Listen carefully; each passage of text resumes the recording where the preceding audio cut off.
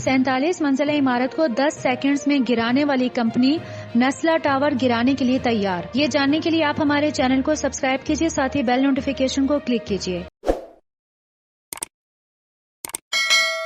कराची की निजी कंपनी ने नस्ला टावर कंट्रोल ब्लास्ट से गिराने की पेशकश कर दी है और कंपनी हुकाम का दावा है कि वो ये काम मुत्तहिदा अमारात की एक कंपनी की मदद से करेंगे। दोनों कंपनियां यूएई में 47 मंजिला इमारत गिराने का तजुर्बा रखती हैं।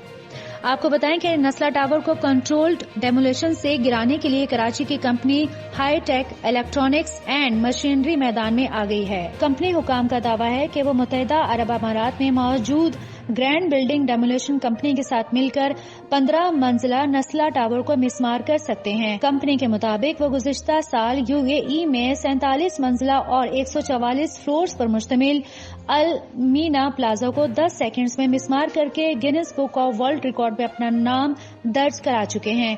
दुनिया भर में बुलंद इमारतों को गिराने के लिए कंट्रोल्ड ब्लास्टिंग की जाती है, जिसे एम्पोलेशन कहते हैं। इसमें बिल्डिंग के पिलर्स में सुराख करके टाइमर के जरिए ब्लास्ट किया जाता है, जिससे देखते ही देखते बिल्डिंग अपने अंदर की जानिब से गिरना शुरू हो जाती है। कंपनी हुकाम के मुताबिक सर्वे समेत इमारत के जायजे से मुतालिक हर काम 2 माह में मुकम्मल होगा, जिसके अगले दिन ही नस्ला टावर को गिराया जा सकता है।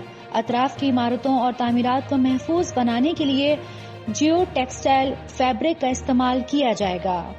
जिला इंतजामिया ने जिस दूसरी कंपनी को हतमी फहरिस्त में शामिल किया है उसका नाम ANI कंपनी है और उसने इमारत के रिवायती तरीके से गिराने की पेशकश की है। ये कंपनी माजी में अलादीन पार्क समेत मुख्तलिफ इमारतें मिसमार करने का तजुर्बा रखती हैं।